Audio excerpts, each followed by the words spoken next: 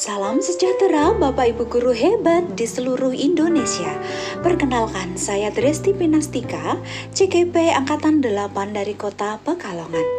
Izinkan saya menyampaikan aksi nyata modul 1.4 Budaya Positif. Inilah rancangan tindakan untuk aksi nyata saya.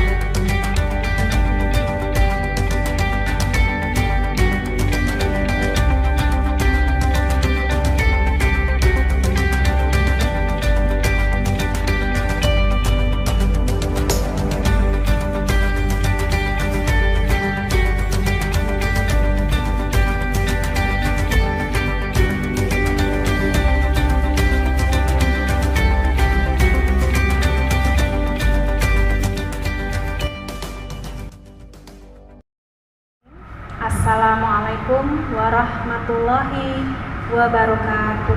Waalaikumsalam warahmatullahi wabarakatuh.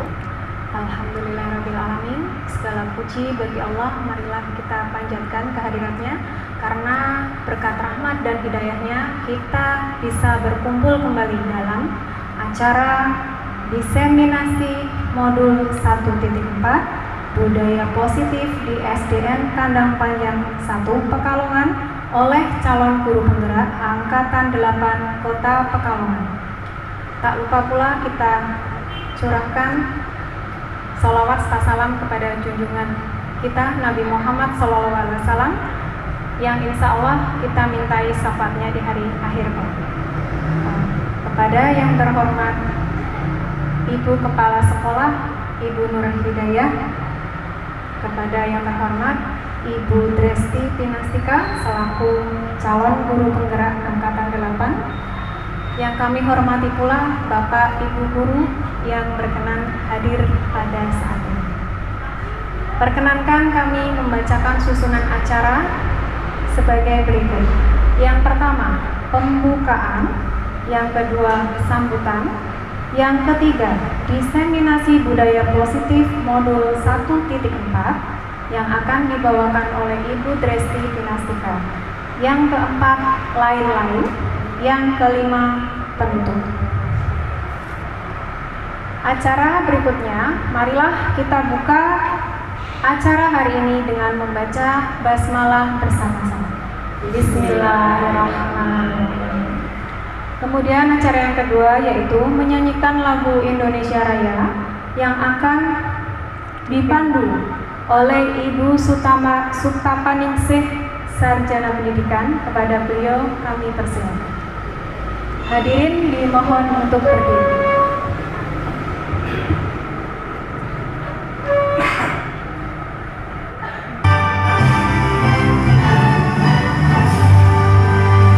Indonesia, tanah airku, hangat tumpah darahku. Di sanalah aku berdiri, jadi pandu ibuku.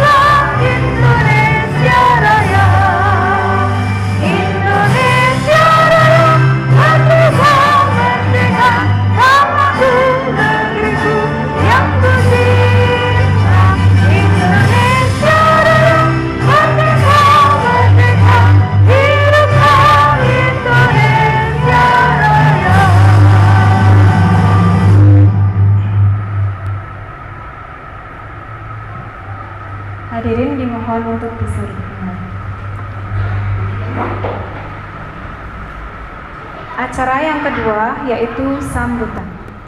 Kepada Ibu Kepala Sekolah Ibu Nur Hidayah SPD SD, kami persilakan. Assalamualaikum warahmatullahi wabarakatuh. Waalaikumsalam warahmatullahi wabarakatuh. Bismillah, alhamdulillah, wassalatu wassalamu ala rasulillah wa ala alihi wa sahbihi wa mawalah, la hawla wa la quwata illa billah, amma ba'du. Yang saya hormati Bapak dan Ibu guru beserta staf dan karyawan SD Negeri Kandang Panjang 1, wabil khusus Ibu Dresti Pinastika yang saat ini menyelenggarakan acara diseminasi budaya positif di SD Negeri Kandang Panjang 1. Pertama dan yang paling utama adalah kita panjatkan puji syukur pada Allah Subhanahu wa taala karena berkat rahmat dan ridhonya pada siang hari ini kita dapat melaksanakan acara diseminasi budaya positif di SD Negeri Kandang Panjang 1. Salawat serta salam semoga tetap tercurah kepada junjungan kita Nabi Agung Muhammad SAW yang senantiasa kita nantikan syafaatnya di yaumil akhir nanti. Bapak dan Ibu yang saya hormati, acara diseminasi ini merupakan penyebaran hasil penelitian deh Bu Dresti, atau temuan atau inovasi ke dalam masyarakat umum, baik melalui publikasi, presentasi ataupun aktivitas lainnya. Lah, diseminasi ini merupakan budaya positif yang mengimplementasikan budaya positif di lingkungan sekolah kita. Diharapkan dengan adanya diseminasi ini nanti bisa budaya positif di SD Negeri Kandang Panjang 1, sehingga kalau itu sudah tertanam akan membuahkan hasil yang luar biasa. Budaya positif merupakan perwujudan universal yang diterapkan di sekolah. Budaya positif sekolah tidak dapat diciptakan secara instan, Bapak Ibu, tapi ini merupakan proses. Utamanya di sini adalah melalui suri tauladan dari Bapak dan Ibu guru. Itu yang saya ketahui sedikit tentang budaya positif. Kemudian budaya positif dapat dikembangkan dengan cara gotong royong maupun tercipta kolaborasi yang baik antara warga sekolah dengan seluruh yang terkait dengan sekolah.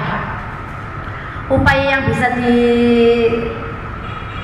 diterapkan di sini adalah terutama di lingkungan kelas, yaitu bisa nanti dengan cara Bapak Ibu membuat kesepakatan dulu dengan anak-anak, sehingga nanti kita bisa terapkan kesepakatan itu yang tentunya ini nanti mempunyai tujuan yang positif, menanamkan kedisiplinan, gotong royong, kemudian baik disiplin berpakaian ataupun kehadiran dan lain sebagainya, yang tentunya ini semua akan mendukung segala aktivitas pembelajaran di SD Negeri Kandang Panjang 1. Nah, harapannya dengan adanya diseminasi pada hari ini, nanti Bu Desti selaku calon guru penggerak itu bisa menularkan kepada Bapak dan Ibu di sini, menularkan ilmu-ilmu yang sudah didapatkan. Mungkin ini tentu ada ilmunya ya Bu Desti. Kalau di sini dilihat ada di modul 1.4 budaya positif. Mungkin nanti Bapak Ibu bisa mendengarkan secara langsung penjabaran dari Bu Dresti Pinastika. Mudah-mudahan nanti bisa membawa perubahan ke arah yang lebih positif, terutama di SD Negeri Kandang Panjang 1. Alhamdulillah di Kandang Panjang 1 ada 2 CGP, yaitu Bu Dresti dan Pak Agus. Mudah-mudahan beliau berdua dapat menginspirasi teman-teman semua, dan harapannya yang masih muda terutama nanti bisa mengikuti jejak beliau dan mengikuti seleksi guru, calon guru penggerak. Mungkin itu yang dapat saya sampaikan. Kurang lebihnya mohon maaf. Wallahu muwaffiq li aqwamit thoriq. Wassalamualaikum warahmatullahi wabarakatuh. Waalaikumsalam. Terima kasih kepada Ibu Kepala Sekolah, Ibu Nur Hidayah yang sudah memberikan sambutan. Acara yang ketiga yaitu diseminasi budaya positif modul 1.4 kepada Ibu Dresti Pinastika, kami persilahkan. Terima kasih Ibu Kepala Sekolah dan juga Bapak Ibu Guru semuanya yang telah meluangkan waktunya pada siang hari ini untuk mengikuti kegiatan diseminasi budaya positif pendidikan guru penggerak angkatan ke-8 di SD Negeri Kandang Panjang 01 Pekalongan. Baik, saya merasa bahagia pada siang hari ini bisa bersama-sama dengan Bapak Ibu semuanya, dan saya ingin banyak belajar dari Bapak Ibu guru senior di tempat ini. Saya mau menimba ilmu dari Bapak Ibu semuanya. Nah, nanti kita saling berbagi ilmu ya. Siang hari ini kita berbahagia ya Bapak Ibu, apakah ada yang sedang sedih? Kita semua bahagia ya. Nah, di dalam guru penggerak itu ada salam guru penggerak, yaitu selalu tergerak, bergerak, menggerakkan. Ya, tergerak. Nah, berarti ini hubungannya dengan hati nurani kita ya Bapak Ibu. Pasti ya, ketika kita melihat sesuatu di kelas kita misalnya ya, seperti tadi ada peristiwa tadi baru saja ya Pak Hengki ya, ada siswa yang ternyata membawa handphone gitu ya, terus isinya ternyata ada video yang tidak baik. Nah, hati kita tergerak, kita nggak mungkin diam saja ya, kita tergerak untuk meluruskan apa yang salah, itu kita luruskan. Misalnya di dalam pembelajaran pun kemarin ketika masa pandemi ya Bapak Ibu, ketika masa pandemi kita mau menyampaikan pembelajaran ke anak-anak sulit, mungkin anak-anak di rumah lebih banyak bermainnya daripada belajarnya ya Bapak dan Ibu, dan saya yakin pasti hati Bapak dan Ibu tergerak bagaimana ini caranya supaya anak-anak saya itu tetap bisa belajar dengan gembira, dengan bahagia walaupun hanya di rumah. Pasti ada rasa tergerak di hati kita. Kemudian selanjutnya bergerak. Nah, bergerak berarti kalau tadi kita sudah berpikir seperti itu, nah berarti kita harus bisa berusaha merubah diri kita. Dan selanjutnya adalah menggerakkan. Nah, contohnya pada siang hari ini, saat ini sedang menggerakkan komunitas praktisi ya, saya sebut bahwa ini adalah komunitas praktisi yang ada di SD Negeri Kandang Panjang 01, karena kita sedang bersama-sama belajar mengenai budaya positif. Baik, next Bu Balkis. Nah, untuk saat ini mari kita tenangkan hati dan pikiran kita dulu ya Bapak dan Ibu. Nah, kita rileks sebentar. Kita rileks sebentar. Mungkin kita tarik nafas sebentar Bapak dan Ibu. Tarik nafas, kita keluarkan. Mari kita tarik nafas lagi. Kita hembuskan sampai benar-benar merasa rileks. Kita tarik nafas lagi, kita hembuskan. Nah, kita arahkan semua perhatian kita untuk fokus belajar dan berbagi pada siang hari ini. Kita hadirkan rasa ingin tahu, kemudian rasa syukur dan juga kebijaksanaan pada siang hari ini. Nah, kita lanjutkan. Nah, maksud pendidikan. Nah, saat ini kita sedang memasuki kurikulum merdeka ya Bapak dan Ibu guru. Nah, ketika kita berganti-ganti kurikulum, mungkin di dalam pikiran kita masih berusaha menyesuaikan. Kemarin kurtilas nih, kita masih menyesuaikan diri kurtilas, kemudian berubah lagi kurikulum merdeka. Nah, namun bahwa semuanya itu adalah semuanya dulu dihadirkan oleh Bapak Pendidikan Nasional kita. Siapa beliau? Bapak Ki Hajar Dewantara. Masih ingat semboyan beliau nggih? Ing ngarsa nggih, ing madya mangun karsa. Tuturi andani wah pinter semua tepuk tangan. Nggih, maksud pendidikan menurut Ki Hajar Dewantara bahwa pendidikan adalah menuntun segala kekuatan kodrat pada siswa. Ada dua kodrat siswa, yaitu kodrat alam dan juga kodrat zaman. Oke. Kalau kodrat zaman, mungkin zaman kita dahulu ya Bapak Ibu cara belajarnya berbeda nggih. Kalau kita dulu belajar ya benar-benar harus belajar di depan meja, menulis, mungkin bukunya setumpuk gitu nggih.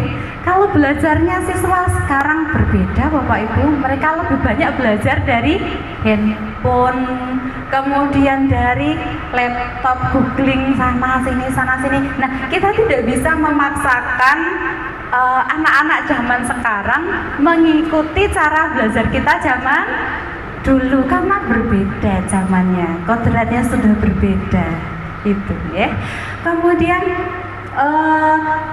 maksud pendidikan adalah menuntun segala kekuatan kodrat yang ada pada anak-anak agar mereka sebagai manusia maupun anggota masyarakat dapat mencapai keselamatan dan kebahagiaan setinggi-tingginya. Nah, bahwa maksud dari segala pembelajaran yang kita lakukan adalah supaya anak-anak itu bisa mencapai kebahagiaan setinggi-tingginya. Istilahnya adalah student well-being, Bapak dan Ibu. Itu adalah maksud dari Ki Hajar Dewantara bahwa pembelajaran itu harus berpusat kepada siswa. Mungkin kalau dulu kita mengajar lebih banyak ceramah ya Bapak dan Ibu. Mungkin kalau saat ini maka akan kita arahkan supaya pembelajaran berpusat pada siswa, siswa senang dalam belajar dan mencapai student well-being. Lanjut. Nah, ini adalah filosofi pendidikan menurut Ki Hajar Dewantara terkait dengan ekosistem positif budaya, yakni budaya positif nih Bapak dan Ibu. Nah, Ki Hajar Dewantara itu mengibaratkan ya bahwa seorang pendidik itu seperti seorang petani Bapak Ibu. Petani yang menanam jagung, menanam padi, menanam apa lagi ya Bapak Ibu? Padi, jagung, kacang ya. Nah, kalau seorang petani dia menanam padi, tentulah dia nggak akan berharap padi ini nanti tumbuhnya menjadi jagung, nanti berbuahnya jagung. Tidak mungkin ya Bapak Ibu. Atau mungkin kebalikannya, dia menanam jagung tapi dia pingin supaya jagung ini nanti tumbuhnya menjadi padi. Tidak mungkin, kita tidak mungkin memaksakan seperti itu. Kalau dia memang padi, maka sang petani ini akan merawat padi ini sebagaimana ia padi. Mungkin merawat merawat tanahnya ya supaya subur. Kalau ada rumput-rumput yang mengganggu, ada hama, maka bersihkan sehingga padi ini bisa tumbuh dengan subur dan akhirnya bisa dipetik hasilnya. Nah, demikian juga maksud Ki Hajar Dewantara kita ini sebagai seorang pendidik. Kita memiliki siswa dengan berbagai potensi, berbagai karakter. Kita tidak bisa memaksakan siswa A harus pintar secara akademis, sedangkan dia pandainya dalam bidang seni. Kita tidak bisa memaksakan, tapi kita harus bisa menuntun siswa tersebut. Nah, ibaratnya sekolah ini diibaratkan sebagai tanah tempat bercocok tanam. Nah, guru ini adalah petaninya, sehingga guru harus mengusahakan sekolah menjadi lingkungan yang menyenangkan, menjaga dan melindungi murid dari hal-hal yang tidak baik. Dengan demikian, karakter murid akan tumbuh dengan baik.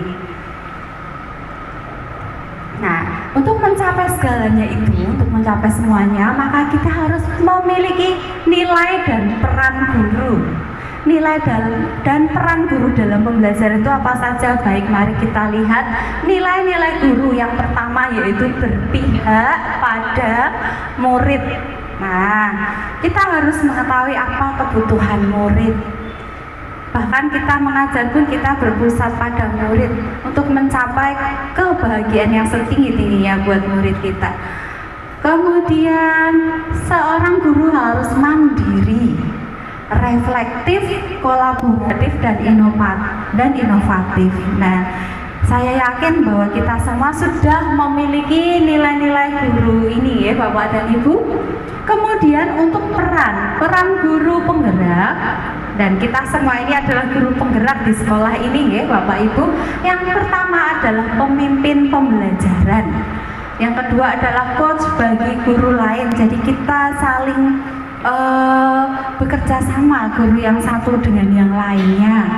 Mungkin nanti kalau saya membutuhkan pertolongan, bantuan, nanti saya bisa minta tolong Bapak dan Ibu. Kalau ada yang saya belum paham, nah, kita bisa saling berbagi. Kemudian yang ketiga, mendorong kolaborasi. Yang keempat, kepemimpinan murid, bahwa murid-murid kita pun memiliki jiwa pemimpin ya Bapak dan Ibu. Kemarin saya bahkan melihat ada siswa kita luar biasa yang berprestasi mendapatkan kejuaraan ya Bu ya. Kemudian menggerakkan komunitas praktisi. Nah, siang hari ini terbukti kita adalah komunitas praktisi di SD Negeri Kandang Panjang ini untuk mempelajari budaya positif. Next, Bu. Nah, visi guru penggerak. Visi adalah impian atau keadaan yang ingin diwujudkan oleh seseorang. Kemarin Bapak dan Ibu sudah bersama-sama ya Pak Agus untuk membahas visi SD Kandang Panjang 1 ini ya Bapak Ibu. Nah, visi guru penggerak harus bisa menuntun murid agar berprestasi, berbudaya positif, mempunyai jiwa kepemimpinan di masa depan dengan berpedoman pada profil pelajar Pancasila. Profil pelajar Pancasila meliputi beriman dan bertakwa, apalagi Bapak Ibu? Berakhlak mulia, ya, berkebinekaan global, gotong royong, mandiri, kreatif, dan bernalar kritis. Mungkin ini supaya mudah mengingatnya, kita bisa sambil nyanyi ya. Coba Bu, next, ada tidak lagunya? Pelajar Pancasila, beriman dan bertakwa pada Tuhan yang esa dan berakhlak mulia, berkebinekaan global, gotong royong mandiri, kreatif dan bernalar kritis. Sudah bisa yuk kita berdiri ya Bapak Ibu sambil tepuk tangan. Tarik gerangannya sama Pak Agus. Pak Agus di sini. Ya, oke. 1, 2, 3.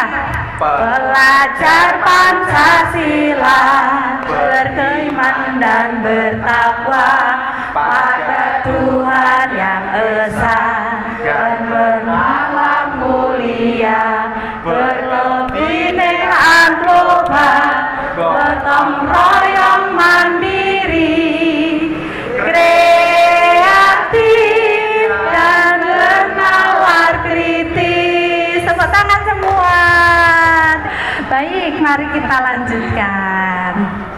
Nah, konsep inti dalam modul budaya positif. Jadi Bapak Ibu, kami sedang mempelajari yang pertama disiplin positif dan nilai-nilai kebajikan universal. Kemudian pada modul 2.2 kami pelajari teori motivasi, hukuman, penghargaan dan restitusi. Kemudian keyakinan kelas, kebutuhan dasar manusia dan dunia berkualitas, restitusi, 5 posisi kontrol, dan restitusi segitiga restitusi. Next, Bu Balkis. Nah, perubahan paradigma. Nah, kita akan melakukan kegiatan kepalan tangan. Nah, di sini kita akan mencari tahu ya, Bapak dan Ibu, bagaimana sih nanti ketika Bapak Ibu mempertahankan sesuatu yang berharga, namun ada teman Bapak dan Ibu yang mencoba untuk meminta, memohon, mungkin bisa merayu atau mungkin bisa dengan memaksa atau kekerasan untuk meminta sesuatu yang berharga dari Bapak dan Ibu. Saya akan membagikan kertas. Nanti kita berpasangan ya Bapak dan Ibu, dua-dua berpasangan. Satu orang mengepal kertas. Ya, nanti kertasnya boleh dikepalkan. Nah, anggap itu adalah sesuatu yang berharga bagi Bapak dan Ibu. Ya, dibagikan Ibu. 2 orang 1 nggih. Nah, nanti kita anggap itu adalah sesuatu yang berharga. Nah, kalau Pak Ayub yang paling berharga apa Pak Ayub? Iya. Anaknya diminta boleh tidak? Tidak boleh. Nah, nanti ya silakan berpasangan. Ya, salah satu yang membawa kertas sama saya. Sudah. Nah, Bapak Ibu anggap bahwa kertas itu isinya adalah sesuatu yang sangat berharga bagi Bapak dan Ibu. Tadi kalau Pak Ayub yang berharga itu anak. Kalau panjenengan Pak? Iya. Rumah.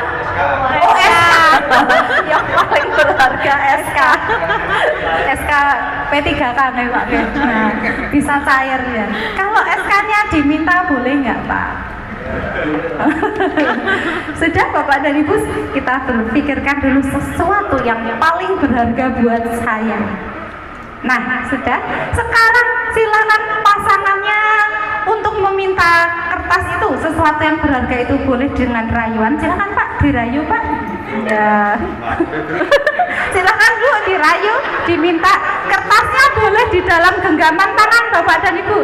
Diremas di dalam genggaman tangan ya, di dalam. Nah, silakan. Oh, dipaksa boleh. Dirayu boleh. Silakan.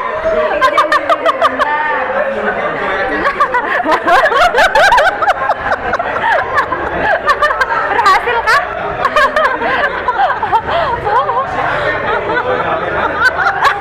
Gawe anak terus.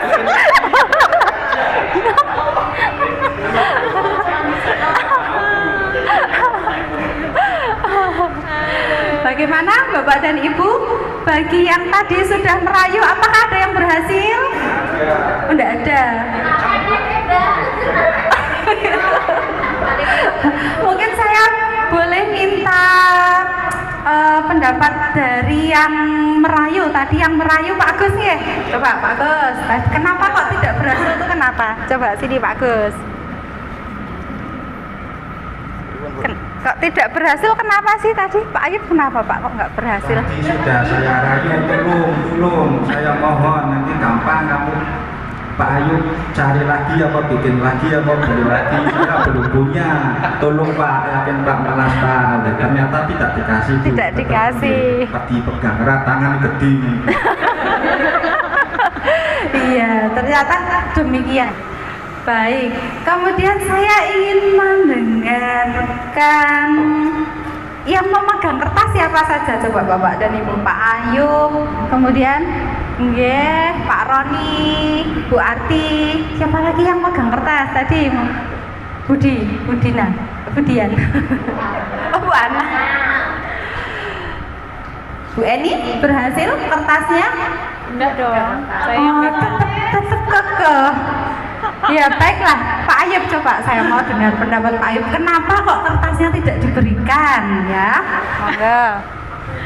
Karena anak itu saya berharga ya. Iya. Berharga sekali karena sebagai dua dari orang tua nanti ya, prestasi saya. Oh begitu, ya. Ya karena bagi Pak Ayub tadi yang di dalam genggaman Pak Ayub itu yang dianggap berharga adalah anak. Nah, menurut Pak Ayub tuh anak itu yang paling berharga buat Pak Ayub. Lah mau diminta Pak Agus, katanya nanti nggak apa-apa bisa buat lagi gitu ya. Ya nggak boleh ya Pak Ayub ya. Nah, itu tadi adalah apa ya Bapak dan Ibu? Itu tadi adalah kekuatan apa? Kontrol diri. Bahwa yang bisa mengontrol diri kita adalah ya kita sendiri nggih. Kita mau melepaskan apa kita tetap menggenggam sesuatu yang berharga tadi. Kalau Pak Ayub mau melepaskan ya udah wes, nggak apa-apa. Apa ada yang melepaskan ya tadi ya? Tidak ada nggih. Semuanya tetap mempertahankan nggih. Nah, itu adalah bagaimana kita menjalankan kontrol diri kita. Ya, yang mempunyai tetapan hati untuk tetap memegang teguh apa yang berharga atau memberikan yang sudah saya lepaskan itu adalah diri kita sendiri. Next, Bu Balkis. Nah, perubahan paradigma teori kontrol atau ilusi kontrol, yang pertama ilusi guru mengontrol murid. Ini yang sudah biasa kita lakukan ya Ibu. Yang kedua ilusi bahwa kritik dan membuat orang merasa bersalah dapat menguatkan karakter. Yang ketiga, ilusi bahwa semua penguatan positif, efektif, dan bermanfaat. Jadi selama ini nih yang kita lakukan. Yang keempat, ilusi bahwa orang dewasa memiliki hak untuk memaksa. Lanjut Bu Balkis. Nah, perubahan paradigma stimulus respon ke teori kontrol. Siapa sesungguhnya yang memiliki kontrol? Stimulus respon, kita mencoba mengubah orang agar berpandangan sama dengan kita.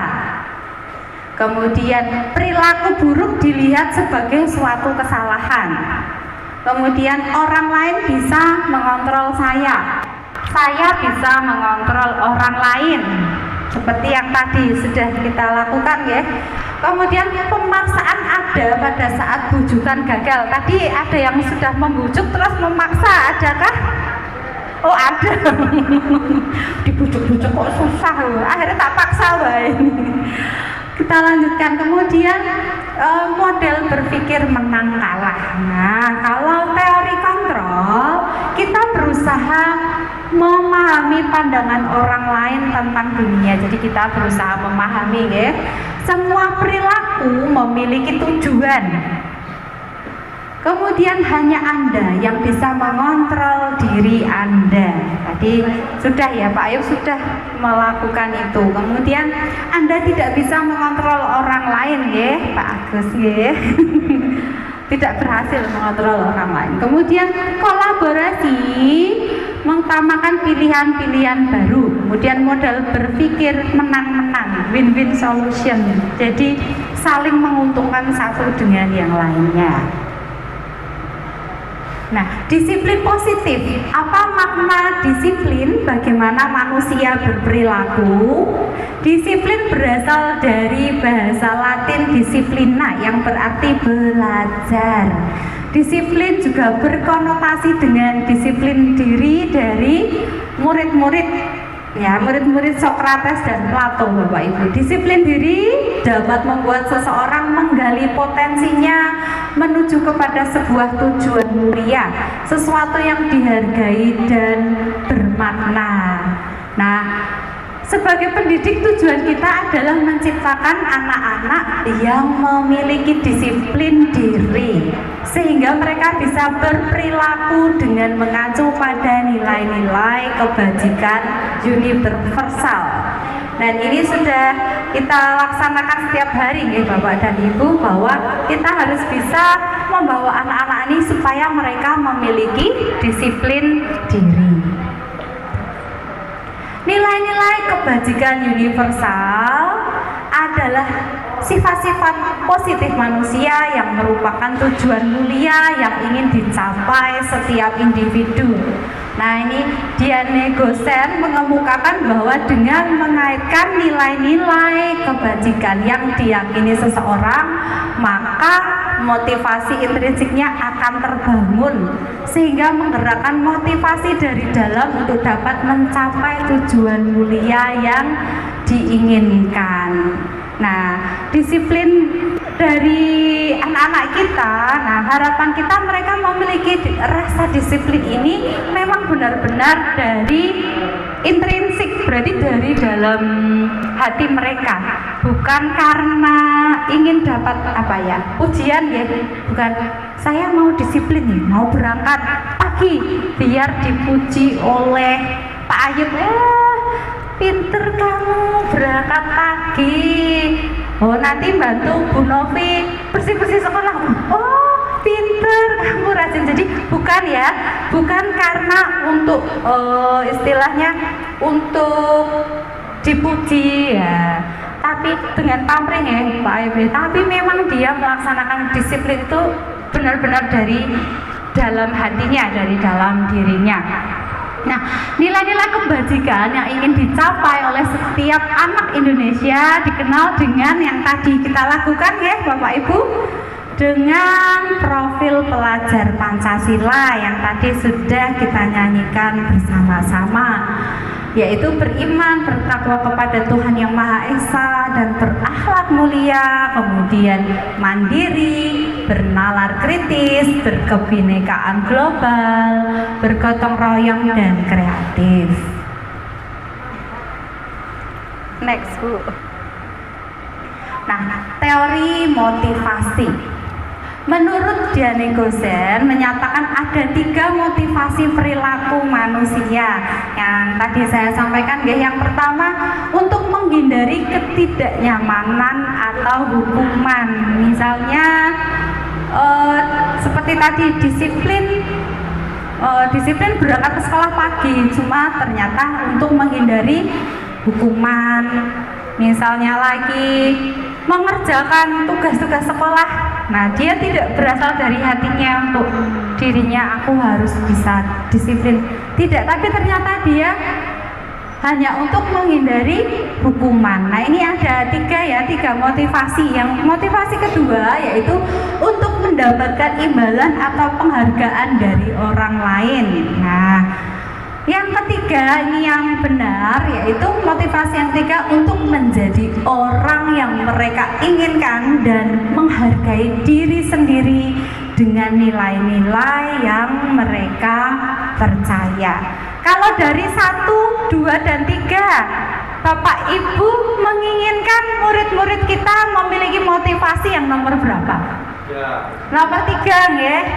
Nggih, saya juga setuju kalau kita memilih motivasi yang ketiga, karena ini berarti anak-anak kita memang mereka mau berdisiplin karena mereka ingin menghargai diri mereka sendiri dengan nilai-nilai yang mereka percaya. Jadi bukan karena hanya ingin menghindari hukuman, bukan karena ingin dapat ujian atau penghargaan ya Pak ya.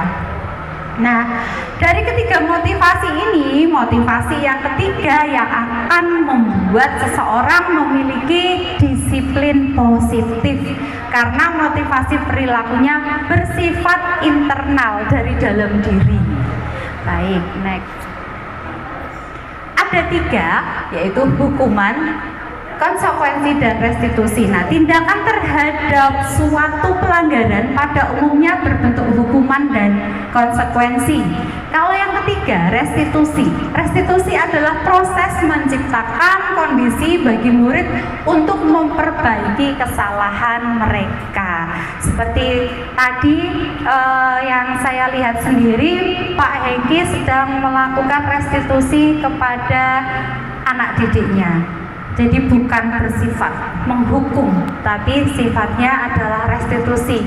Karena dengan restitusi ini, siswa yang tadi sudah berbuat salah, dia akan memiliki kesempatan untuk memperbaiki kesalahan mereka, sehingga anak-anak ini bisa kembali kepada kelompok mereka dengan karakter yang lebih kuat, yang lebih baik lagi.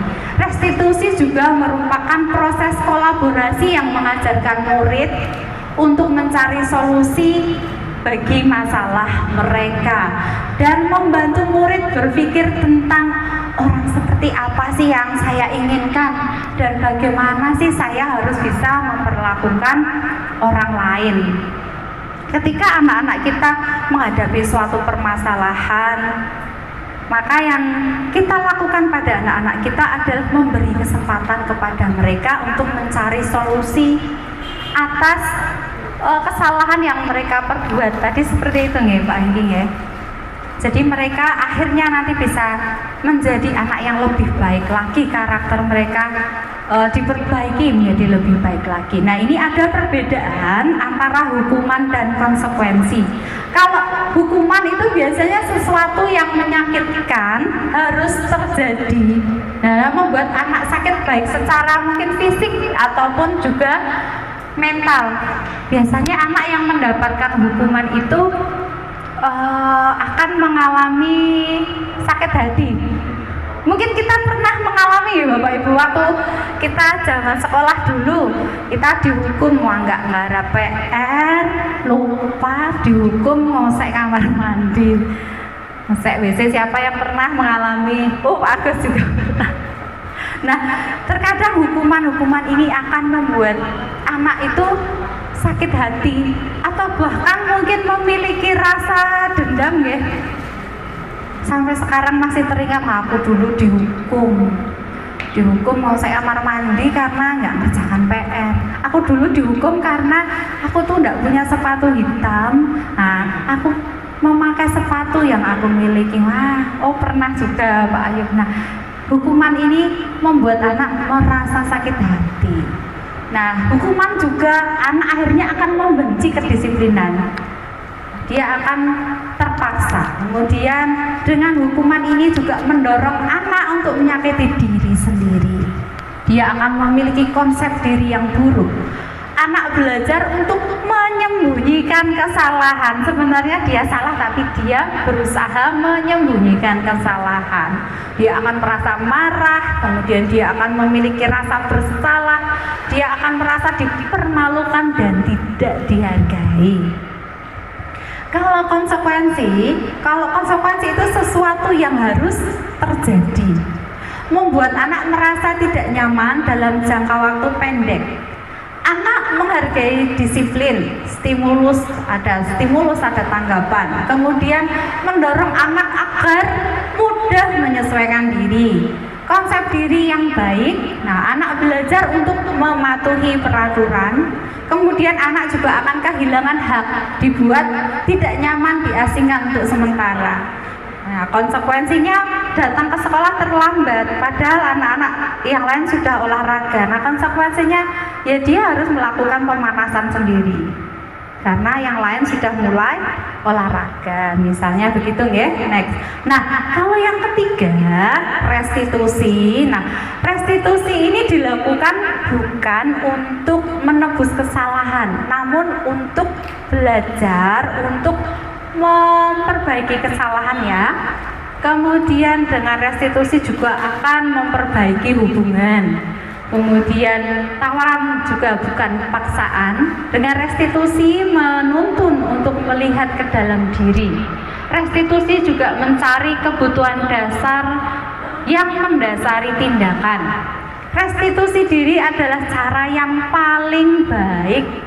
Fokus pada karakter, bukan tindakan. Kemudian juga fokus pada solusi. Dengan restitusi mengembalikan murid yang tadinya berbuat salah akhirnya kembali kepada kelompoknya.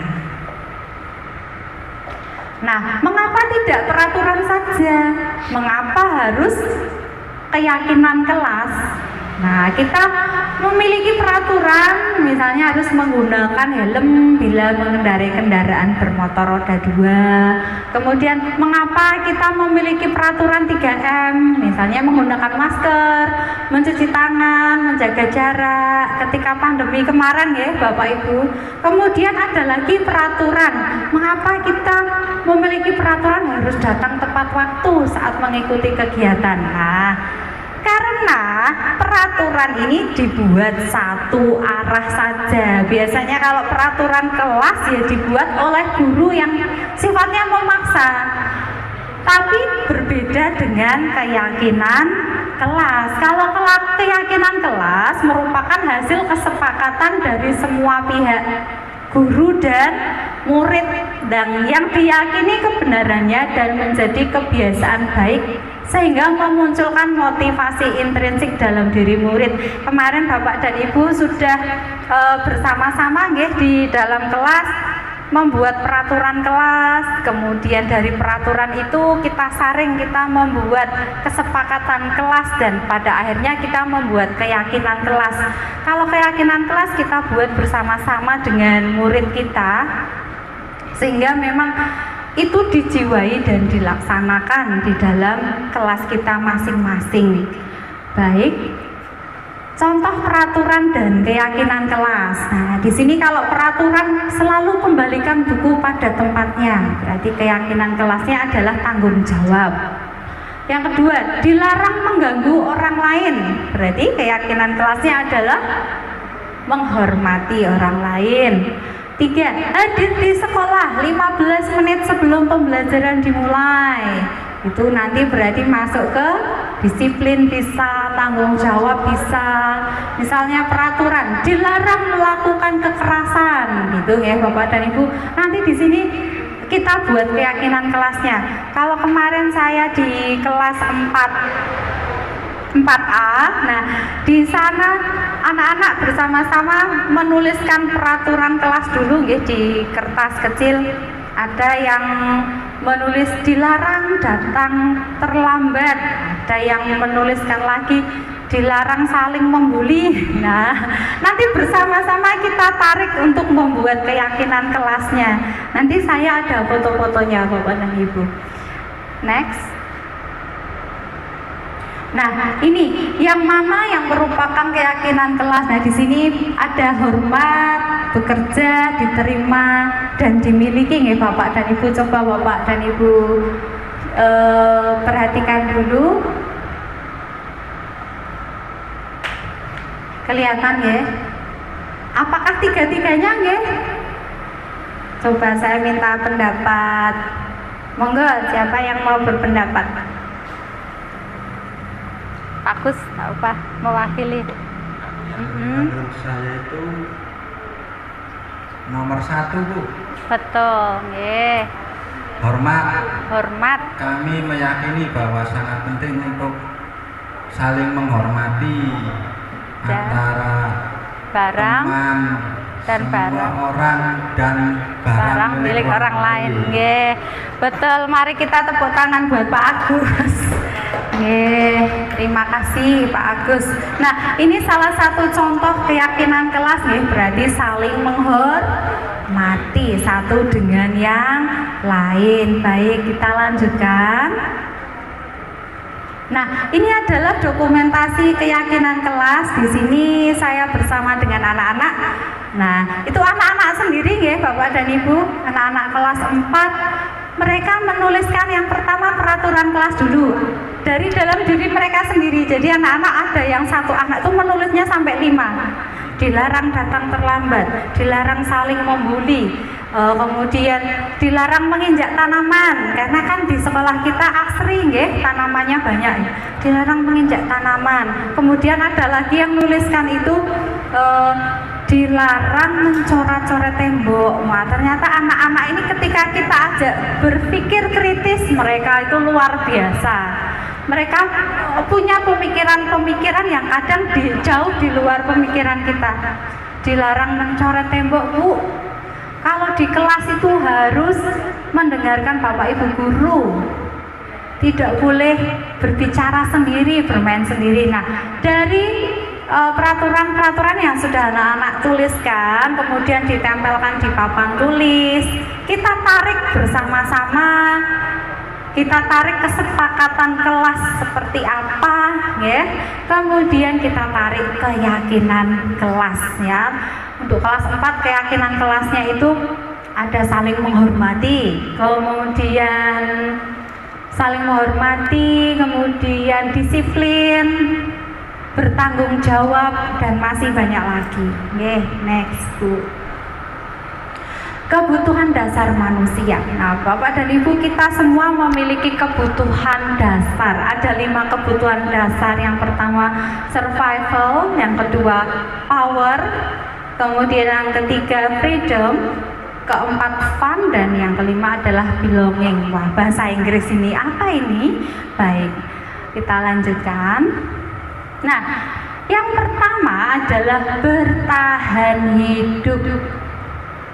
Yang kedua, kasih sayang dan rasa diterima. Yang ketiga adalah kebutuhan dasar kesenangan.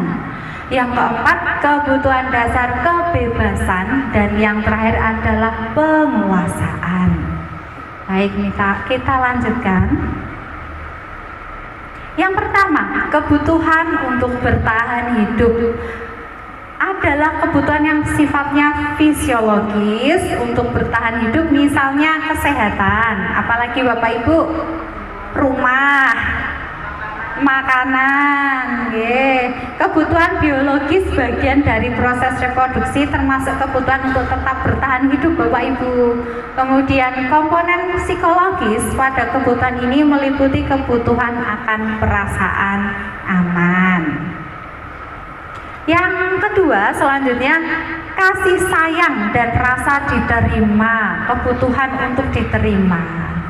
Biasanya anak-anak yang pindahan baru, karena saya melihat ada beberapa anak juga ada pindahan baru, mereka membutuhkan agar diterima oleh Bapak Ibu gurunya dengan kasih sayang, diterima oleh teman-temannya untuk bermain. Nah, kebutuhan ini untuk disayangi dan diterima meliputi kebutuhan akan hubungan dan koneksi sosial. Ya, betul sekali. Next, Bu Balkis. Yang ketiga, penguasaan atau kebutuhan pengakuan atas kemampuan.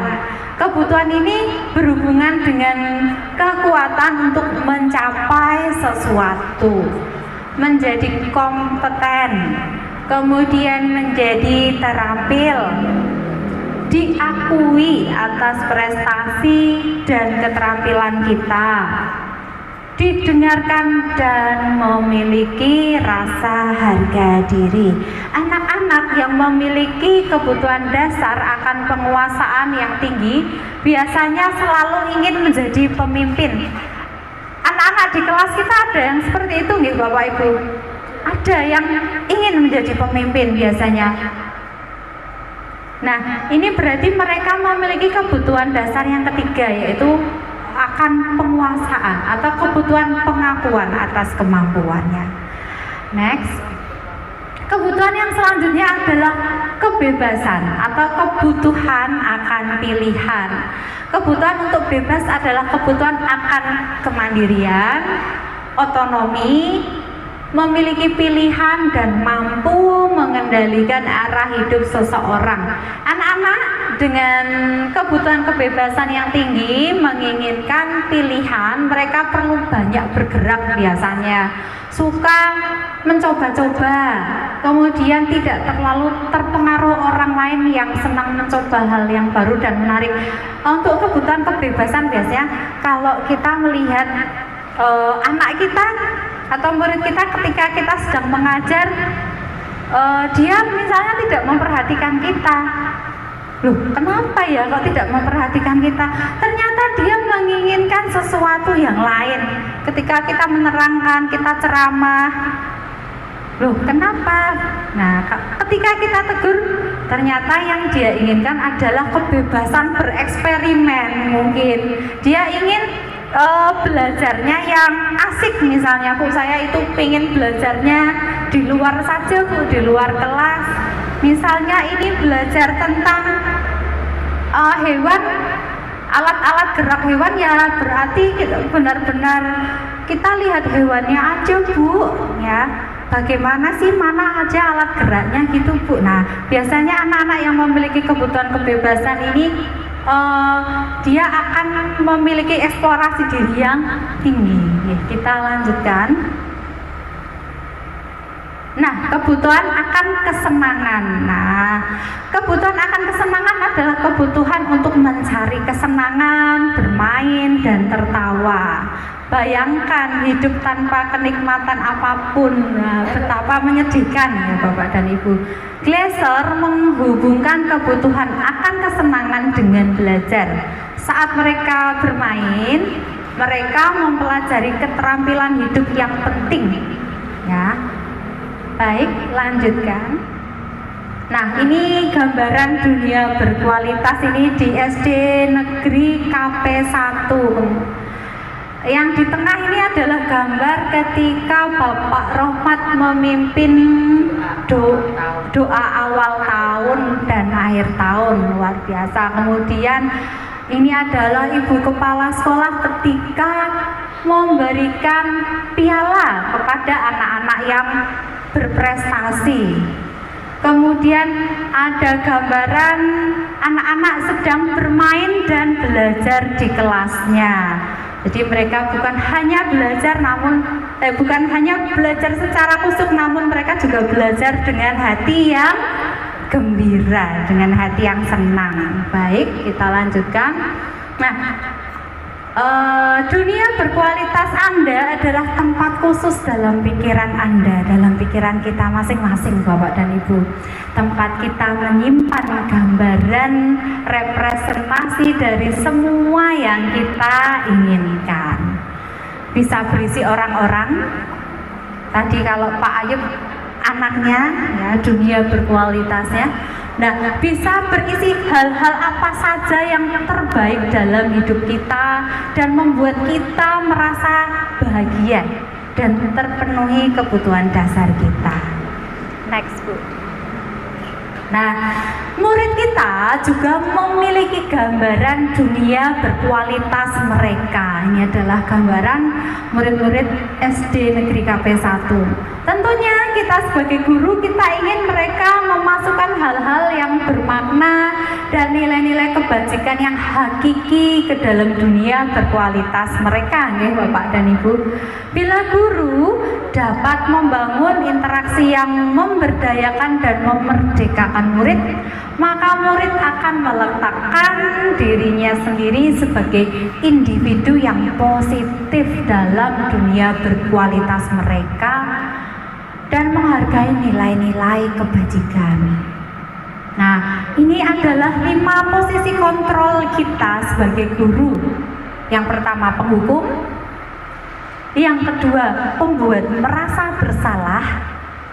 Yang ketiga, teman. Yang keempat, pemantau. Dan yang kelima, manajer. Kita berada dalam posisi kontrol yang mana ini kira-kira nih Bapak dan Ibu? Atau mungkin kita pernah menjalani semuanya, nggih? Kita mungkin pernah menghukum, berarti posisi kita sebagai penghukum kalau anak kita salah gitu dihukum. Atau mungkin posisi kita sebagai teman, jika mungkin ada anak kita yang bersalah, ya kita tegur, kowe ngapole. Nah, itu berarti posisi kita sebagai teman, supaya anak merasa seperti sedang berbicara dengan temannya sendiri gitu ya. Baik, kita lanjutkan. Nah, posisi kontrol yang mana yang saya lakukan ini kira-kira Bapak dan Ibu? Ini adalah namanya Grace. Grace itu datang terlambat ke sekolah. Sudah datangnya terlambat karena terburu-buru, dia itu berangkatnya kesiangan, jadi sampai sekolah terlambat dan pakai sepatunya putih. Padahal di sekolahnya sudah ada peraturan bahwa ke sekolah memakai sepatu hitam, yang dipakai sepatu putih yang buat jalan-jalan. Nah, kalau yang di bawah itu seorang anak, ini namanya Christopher, dia ketahuan sedang menyontek, masih ulangan nyontek dan ketahuan.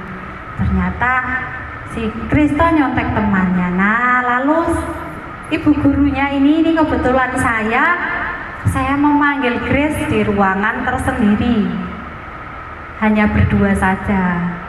Saya juga memanggil Kristo yang waktu itu ketahuan menyontek ya, juga berdua saja. Kami mencari solusi, ya, mencari solusi bersama supaya Grace tidak datang terlambat lagi Kalau Kristo ya supaya tidak menyontek lagi. Kita cari bersama-sama dulu akar permasalahannya.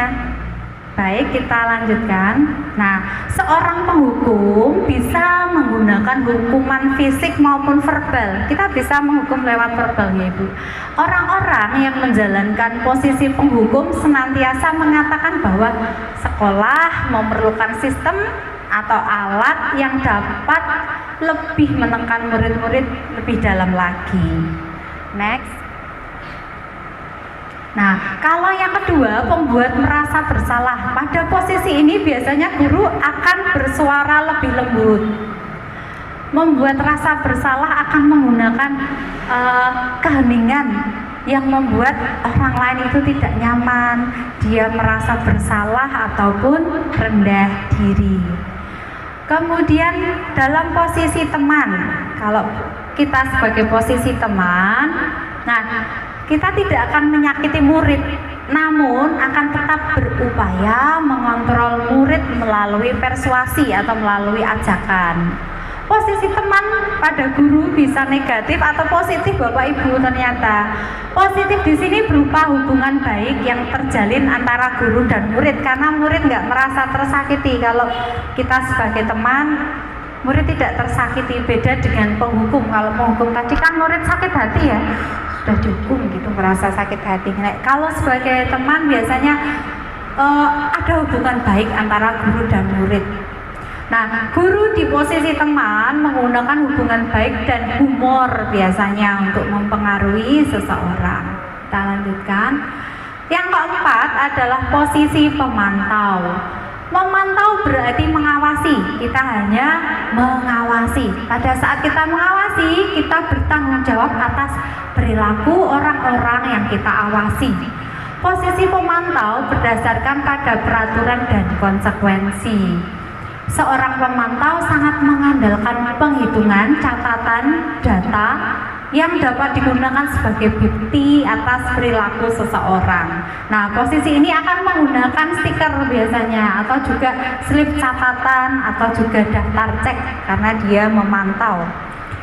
Selanjutnya, manajer. Nah, ini posisi yang paling baik. Kita selaku guru sebaiknya kita memiliki posisi sebagai manajer, karena di posisi ini kita akan bersama-sama dengan murid. Ya, kita akan mempersilahkan murid untuk mempertanggungjawabkan atas perilakunya, mendukung murid untuk menemukan solusi atas permasalahannya sendiri. Jadi ketika murid kita berbuat salah, kita ajak bersama-sama mencari solusi atas permasalahan yang sudah terjadi. Ini kita lanjutkan saja Bu. Next. Nah, ini adalah gambaran segitiga restitusi ya Bapak dan Ibu. Yang pertama, kita menstabilkan identitas ya. Seperti tadi yang sudah dilakukan oleh Pak Hengki, kita stabilkan dulu identitasnya. Kita katakan pada anak kita, setiap orang biasanya pernah melakukan kesalahan. Gitu nggih Pak Hengki ya tadi, setiap orang pasti pernah melakukan kesalahan. Nah, kemudian kita lanjutkan lagi, kamu bukan satu-satunya orang yang pernah melakukan kesalahan, misalnya seperti itu. Kemudian langkah yang kedua adalah validasi tindakan yang salah ya. Misalnya kamu tentu punya alasan mengapa kamu melakukan hal tersebut. Kemudian adakah cara yang lebih efektif untuk mendapatkan apa sih yang kamu butuhkan? Nah, langkah yang ketiga adalah menanyakan keyakinan, yaitu nilai-nilai apa yang telah disepakati bersama di sekolah ini ya misalnya. Nah, kamu akan menjadi orang yang seperti apa? Nah, itu untuk menanyakan keyakinan. Baik, kita lanjutkan.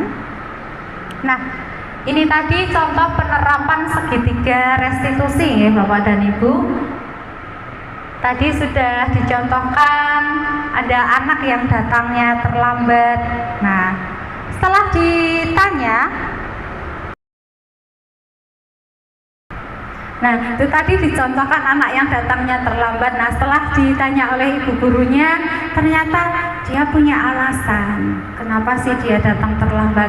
Karena si Grace ini ternyata sukanya nonton TV sampai malam. Besok paginya bangunnya kesiangan, buru-buru, ngambil sepatu seadanya langsung minta diantarkan ke sekolah. Sudah datang terlambat, sepatunya putih tidak sesuai peraturan sekolah. Nah, guru melakukan restitusi seperti langkah-langkah tadi. Selanjutnya untuk anak yang menyontek ini juga guru melakukan restitusi. Baik Bapak dan Ibu, itulah tadi untuk diseminasi budaya positif untuk berbagi modul 1.4 yaitu budaya positif. Terima kasih, matur nuwun.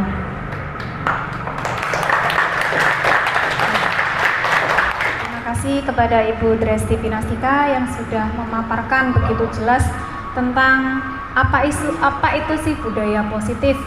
Semoga dengan pencerahan tadi kita bisa mengimplementasikan ilmu ke dalam pembelajaran kita di kelas masing-masing. Oke, akhirnya telah sampailah di penghujung acara, Bapak Ibu. Marilah kita tutup acara ini dengan membaca hamdalah bersama-sama. Alhamdulillahirrahmanirrahim. Terima kasih kami haturkan atas waktunya. Kami mohon maaf yang sebesar-besarnya apabila ada kesalahan baik perkataan maupun perbuatan. Wabillahi taufiq wal hidayah. Wassalamualaikum warahmatullahi wabarakatuh.